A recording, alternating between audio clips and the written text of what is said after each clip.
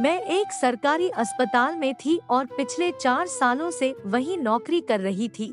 मेरी शादी हो चुकी थी, लेकिन पिछले 1 साल से मैं अपने मायके में रह रही थी क्योंकि ससुराल में सास ने जीना हराम किया हुआ था। इसलिए मैं लड़ झगड़ कर अपने मायके में आ गई, जहां ससुराल वाला हिसाब ही था क्योंकि मेरी भाभियां नंदों से कम नहीं थी।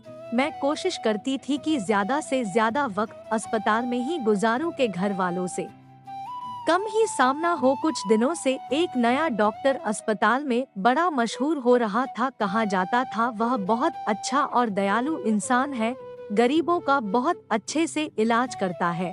उसका नाम निशांत था। वह डॉक्टर स्किन की सर्जरी करता था और मैं उससे पहली बार तब मिली थी जब एक स्किन ऑपरेशन में मुझे उसके साथ भेजा गया। डॉक्टर साहब ने वाकई बहुत ध्यान से ऑपरेशन किया और मरीज के घर वालों को तसल्ली दी। सरकारी अस्पतालों में भला ऐसे अच्छे मिजाज डॉक्टर कहाँ पाए जाते हैं। डॉक्टर से मेरी अच्छी जान पहचान हो गई थी। अक्सर उसकी गैर मौजूदगी में उसके सारे काम संभाल लेती थी। एक दिन मेरी भाभी से लड़ाई हो गई तो मैं आधी रात को घर से निकलकर अस्पताल आ गई। डॉक्टर ने मुझे हैरान होकर देखा तो मैंने बहाना बना दिया कि मैं नाइट शिफ्ट करने आई हूँ। कहने लगा, अगर तुम आ ही गई हो तो चलो मैं तुम्हें एक कमरे में छोड़ आऊं, वहाँ एक मरीज को तुम्हारी जरूरत है। डॉक्टर मुझे लेकर एक कमरे में आ गया जहाँ पहले से ही एक मरीज को चादर उड़ाई हुई थी। मुझे डॉक्टर ने कहा कि तुम अपनी नाइट शिफ्ट इस मरीज के पास पूरी करो,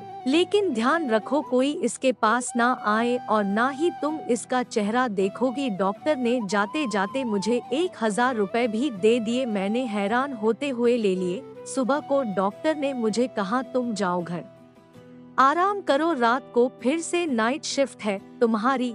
अगली रात फिर से डॉक्टर ने उसी मरीज के कमरे में मुझे भेज दिया और 1000 रुपए भी दिए। इसका ख्याल रखना, लेकिन शक्ल ना देखो। मैंने सोचा शायद यह मरीज डॉक्टर साहब का कोई अपना है जो इसकी इतनी परवाह है उनको, इसलिए मुझे इनकी रोज देखभाल करने के 1000 रुपए देते हैं। लेकिन साथ ही मैं यह सोच रही थी कि यह क्यों कहा डॉक्टर ने इसकी शक्ल हरगिज ना देखना।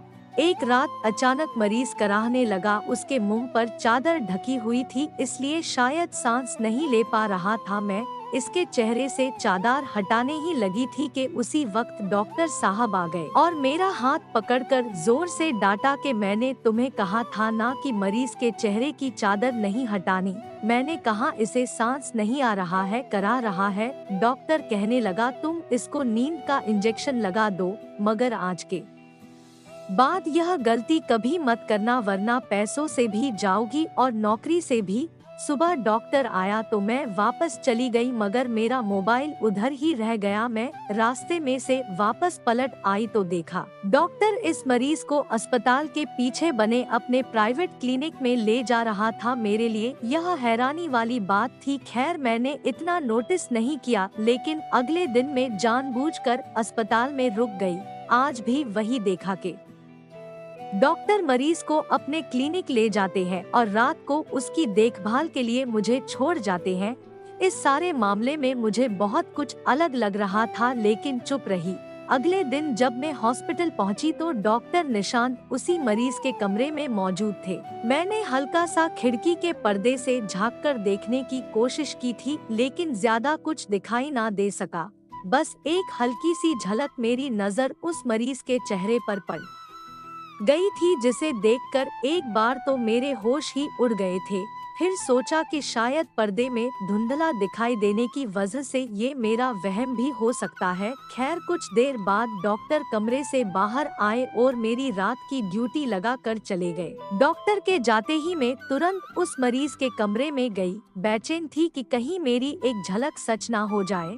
फिर जैसे ही मैंने उसके चेहरे से चादर खींची तो मेरे कदमों तले से जमीन निकल गई और मैं जोर से चीख पड़ी, क्योंकि वह चेहरा किसी और का नहीं बल्कि मेरे पति का था और उसके चेहरे की दाईं तरफ की स्किन बुरी तरह से झुलस गई थी। मैंने उसे 1 साल बाद अब देखा था और उसकी हालत देखकर मैं हक्की बक्की रह गई। वह बेहोश था। मैंने पानी छिड़का और इंजेक्शन लगाया तो वह होश में आया। होश में आते ही उसने जो बताया उसे सुनकर मैं दंग रह गई। उसने बताया कि कुछ दिन पहले उसकी स्किन पर एलर्जी हो गई थी। वह डॉक्टर निशांत के पास गया मगर उसको क्या पता था कि वह डॉक्टर के रूप में हैवान है। उसे अपने नए एक्सपेरिमेंट के लिए गरीब लोगों की जरूरत पड़ती रहती है। उसने मेरे पति पर भी कोई एक्सपेरिमेंट किया मगर वह गलत हो गया और उसका चेहरा खराब हो गया। डॉक्टर उसे इंजेक्शन देकर बेहोश कर देता था और सुबह इस पर नए नए एक्सपेरिमेंट करता था और रात को उधर छोड़ देता था ताकि इस पर शक ना जाए। मैंने यह सारी हकीकत अस्पताल के सीनियर डॉक्टर को बताई। सुबह जब वह डॉक्टर मेरे पति को अपने साथ ऑपरेशन थिएटर में ले गया तो हमने उसे रंगे हाथों पकड़ लिया। मेरे पति से पहले भी ना जाने वो कितने लोगों को पर अपनी नई रिसर्च आजमा चुका था। डॉक्टर निशांत को पुलिस के हवाले कर दिया गया और मैं अपने पति के साथ ससुराल वापस आ गई। डॉक्टर निशांत के रोज के 1000 देने से मेरे पास बहुत पैसे इकट्ठे हो चुके थे। उन्हीं पैसों से मैंने एक प्राइवेट अस्पताल से अपने पति की सर्जरी करवाई और कुछ सालों बाद वह ठीक हो गया।